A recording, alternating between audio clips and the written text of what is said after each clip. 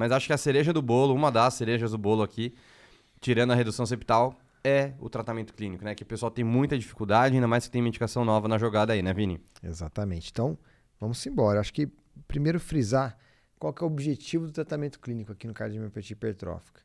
Não é redução de mortalidade, não é alteração da história natural da doença. O tratamento clínico na cardiomiopatia hipertrófica é para melhorar sintoma. Então, isso é muito bom a gente ter bem claro na nossa cabeça na hora de prescrever um beta-bloqueador. Eu vejo esse erro muito comum na prática. Ah, paciente hipertrófico, beta-bloqueador. Calma, né? A gente precisa ver as indicações de cada uma dessas medicações. Então, acho que antes da gente falar, comparar as diretrizes, eu gostaria de fazer uma passagem rápida nas opções terapêuticas que a gente tem. Maravilha. Então, rapidamente, os beta-bloqueadores, que são as principais classes, a principal classe de medicação no tratamento da cardiomiopatia hipertrófica obstrutiva e não obstrutiva com sintomas, tá? Então, ele aumenta o tempo diastólico, a perfusão coronariana, diminui o consumo de oxigênio pelo miocárdio e acaba melhorando os sintomas desse paciente. Que nem antianginoso para DAC, né? Exato. Mesmo raciocínio. Isso aí.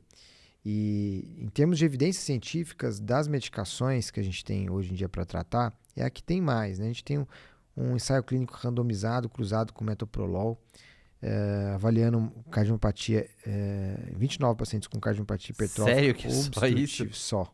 Cara, isso aí tá pior que o score de Wilkins, cara, que foi com 20 e poucos também. Uma piada, mas Pelo é o que a gente tem. Pô, vou fazer meu doutorado nisso aí pra ter mais paciente. A gente podia fazer um ensaio bem maior, porque a gente tem uma corte gigantesca de hipertrófico lá no Sem dúvida alguma. E o grupo metoprolol, comparado com placebo, teve menos sintomas e menores gradientes também. Então, daí surgiu a evidência para os beta-bloqueadores. Na prática, a gente vê que os beta-bloqueadores são realmente eficazes. E uma segunda classe são os bloqueadores dos canais de cálcio não dihidropirindínicos, ou seja, os não dilatadores. Então, Boa. Verapamil. Os que não são da periferia aí. Exato. Verapamil e diltiazem. Tendo mais evidência com verapamil, diltiazem, os estudos são menores ainda. Então, o que a gente mais utiliza na prática é o verapamil. E serve para obstrutivo e não obstrutivo com sintomas. E aí entra aqui, quando o beta-bloqueador é contraindicado ou não tolerado. Por quê? Porque a gente tem menores evidências ainda aqui. Foi estudo com 5 pacientes. Não, aqui é só estudo observacional, né? Não tem ensaio clínico randomizado. E são estudos mais antigos também, da década de 80. Tá? A única coisa aqui, a gente tem que ter bastante cautela em utilizar bloqueadores de canal de cálcio para pacientes que têm gradientes acima de 100 na via de saída ou hipertensão pulmonar devido ao risco de edema agudo de pulmão. Por quê? O diltiazem ainda mais, né, que tem mais efeito vasodilatador, mas o verapamil também tem um efeito pequeno vasodilatador que pode aumentar o gradiente e piorar os sintomas do paciente e descompensar. Então, quando o paciente tem hipertensão pulmonar, já dispneia no repouso, muito sintomático, com um gradiente muito alto, é bom ter cautela com os bloqueadores de canal de cálcio. Esse já deve ir para terapia de redução septal, né? É isso aí. Boa. E uma coisa importante, que é uma dúvida que surge na prática. Devo ou não, por exemplo, o paciente está já refratário ao beta-bloqueador. Posso ou não posso associar os bloqueadores de canal de cálcio não dihidropiridínicos? A gente tem esse medo, né, na cardiologia, principalmente nos pacientes com consciência cardíaca, né, que a gente não faz isso de maneira alguma. Mas, de forma geral, a gente tem esse medo devido ao risco de hipotensão, bradicardia, né? A diretriz brasileira é a única que coloca essa recomendação. Como uma opção. As outras não citam isso, colocam como substitutivo. Ou seja, você pode, se o paciente não tolerar beta-bloqueador, você troca por bloqueador de canal de cálcio não dihidropiridínico, tá? E a diretriz americana coloca como justificativa que a gente não tem nenhuma evidência que é seguro associar essas duas medicações, tá? Então, só a brasileira que permite essa possibilidade, tá? Então, é uma coisa interessante para a gente frisar aqui. Outra classe interessante é a disopiramida.